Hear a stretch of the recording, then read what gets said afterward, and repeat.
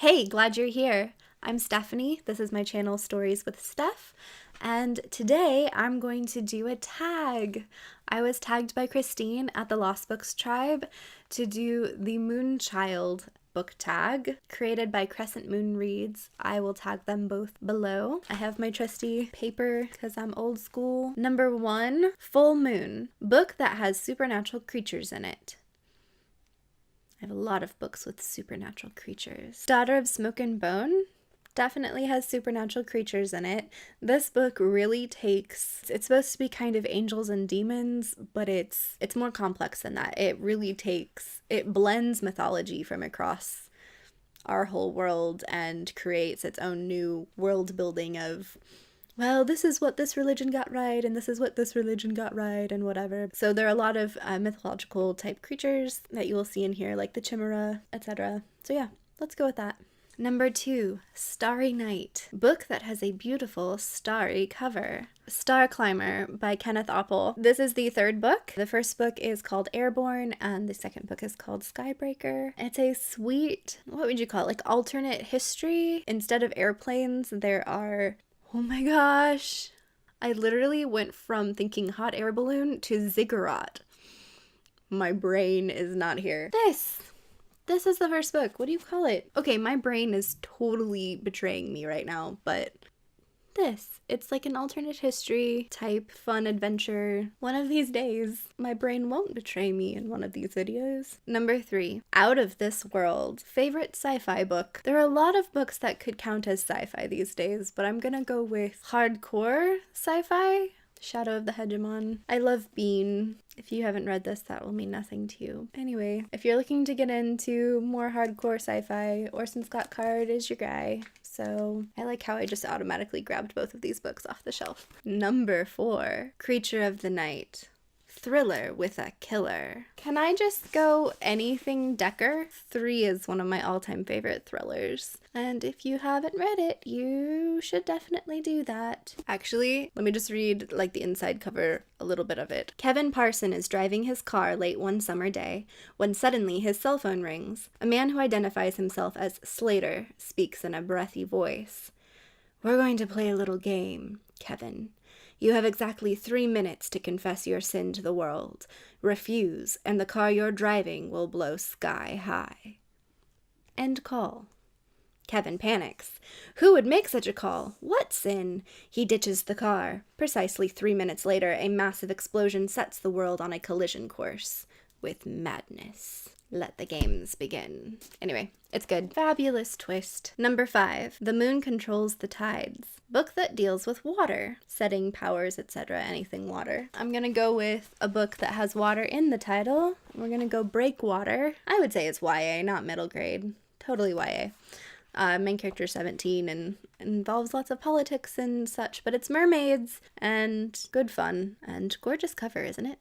Also, for the amount of politics and plot and such that is in it, it's pretty thin. So if you want a quick mermaid read that doesn't pull its punches, I suggest Breakwater by Catherine Jones Payne. Number 6, Daughters of the Moon, book that features some serious girl power and friendship. It's only appropriate that I go with The Lunar Chronicles, because it's lunar and we're dealing with the moon, and there are a bunch of awesome friendships between women in these books. I mean, each of these books features a female protagonist, and they all are friends, and I love them together. Chapter 7, Spaceship / your OTP, which means one true pairing. If you ship this, if you want them to be in a relationship and it's your favorite thing ever. I've never been I ship this, I ship that, I ship them. I've never, like, even in my own life, I've never been one prone to crushes, and I'm weird. And I don't really have a one true pairing, but I will go with Parvana and Hawk. They're my one true pairing, I guess. Or Elend and Vin, or honestly, especially after Oathbringer, Shalon and Adeline. I'm Team Kai for those of you who like Unblemished. I know, I'm learning how to have a one true pairing. Still need some work. Number 8, Waxes and Wanes, book that played with your emotions. there's no other book that I can choose except for Mistborn the Second Era, The Alloy of Law, and all of the books associated with it, with Wax and Wane, who are the protagonists, because the series has all the feels and literally is Wax and Wane. Yes. Don't read the series if you haven't read Mistborn yet. Spoilers. But then definitely pick it up after you've read Mistborn. Number 9, Music of the Night. Does anyone else have the Phantom singing in their head now? A book that has to do with music. So this is super easy. The Hush is a book that the magic system is music. The protagonist plays music really well and gets in touch with the magical music really, really well. And it's kind of hard to explain. So just, I recommend this book. Go ahead and read it. You have my permission.